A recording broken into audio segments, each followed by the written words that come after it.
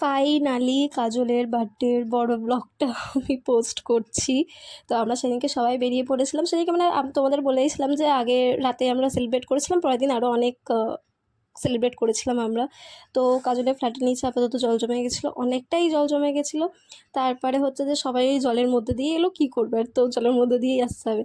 তারপর এখানে অভিষেক ছিল, অভিষেকই ফার্স্টে গেছিলো ডেকোরেশন করতে। তো ডেকোরেশন করার পরে তারপরে তখনও হচ্ছে কাজল আসেনি, তো আমরা গেলাম। আমরা গিয়ে হচ্ছে যে ঘরের অনেক কিছু করলাম, নোংরা ফোংরা হয়ে গেছিলো, আমরা ঝাঁট দিলাম। তারপরে হচ্ছে যে এদিকে ইন্দ্রাণী কেক ফেক নিয়ে এলো। তারপরে আমার প্রচণ্ড জোর খিদে পেয়ে গেছিলো, আমি দেখছিলাম যে কোথায় কী আছে। তারপর ওর রান্না করেছিল চানাচুরটা আমরা সবাই মিলে খেয়েছি। তারপরে এসেছিলো কাজল। কাজল এসে সবাইকে তো দেখে হাঁ হয়ে গেছিলো, মানে ও সারপ্রাইজ হয়ে গেছিলো, ভেবেছিলো যে মানে আমরা আসবো, বাট এত কিছু হবে ওটা ভাবিনি।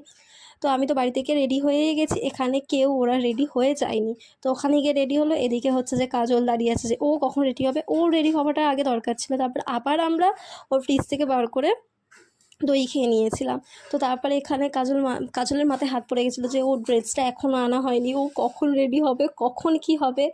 তারপরে ফাইনালি ওর ড্রেসটা আনা হলো, আনার পর ও রেডি হলো। এদিকে আন্টি আমাদের সবাইকে থামস আপ দিয়ে গেছিলো, আমরা সবাই থামস আপ খেয়ে নিয়েছিলাম।